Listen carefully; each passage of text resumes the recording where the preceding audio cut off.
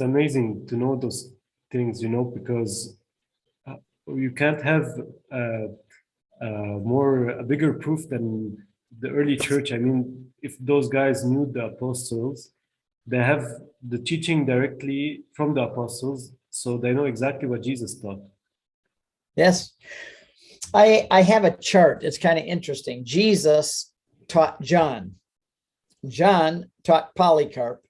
Polycarp taught Irenaeus. That close. All of them believed in the real presence of Jesus Christ in the Eucharist. They also believed in the primacy of Peter. In other words, that Peter had a primacy in the church. In other words, the Pope, the Papacy. And these early Christians were the ones that made me Catholic. Because see, Alex, a chain has a lot of links to it. This link and then this link, and like a chain. Yeah.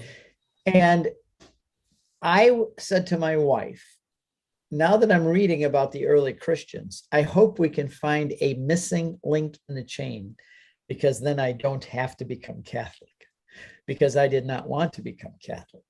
Being a Catholic was the last thing in the world I wanted to do. But when I studied, I found that every link goes back. I'm going to show you a picture here. Just give me a minute. This is a chart that I got in Rome, and it shows all the popes since Peter. Look at this. Sorry about that. First of all, we have Peter, Linus, Cletus, Clement, all the way. Look at this. And you see that chart? Yeah. Those are all 266 popes, all the way from Peter to John Paul II, Benedict, and Pope Francis. No other church can claim that. What other church has a chart like that? What other church can say that they can trace with no links, one link, all the way back to Jesus and the apostles? No church can claim that. This is only the Catholic Church can claim to have that continuity all the way back to the apostles and to Jesus. And Jesus gave Peter the keys of the kingdom.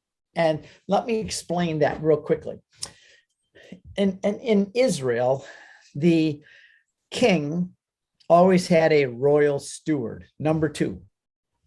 And he always delegated the keys to that man. There was only one set of keys. You couldn't take them to the hardware store and make copies of them. There was only one set of keys. They were big keys, like made out of lumber. And the king owned the keys, but he would delegate them to number 2, the royal steward. And the royal steward then was in charge of the kingdom, of opening the treasury in the morning, opening the palace in the morning, opening the city gates in the morning. And Jesus is the king of Israel. He is the king of heaven now. And he said to Peter, I'm the king, and you're going to be my royal steward, and I'm going to delegate my keys to you. And when you die, we're going to pass the keys on to your successor, because that's what the king did. If the royal steward who carried the keys died, it would go to the next man. You didn't throw the keys away. You kept the keys, but they would go to a successor, and then the next successor. And today, Pope Francis is a successor number 266 of Peter. And the keys are still there, and they're still in Rome. And no other church can claim that.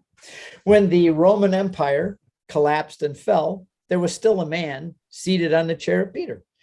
When the Byzantine Empire rose and fell, there was still a man seated on the chair of Peter. When the Ottoman Empire rose and fell, there was still a man seated on the chair of Peter.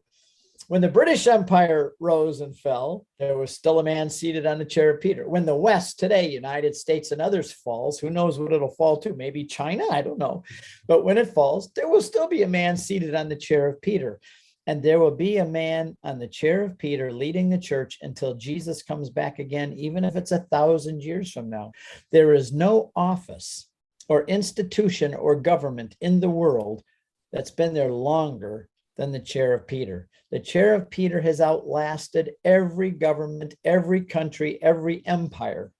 It's the oldest office in the world, the chair of Peter, and it will be there 1,000 years from now. That's how long it takes for the Lord to come back.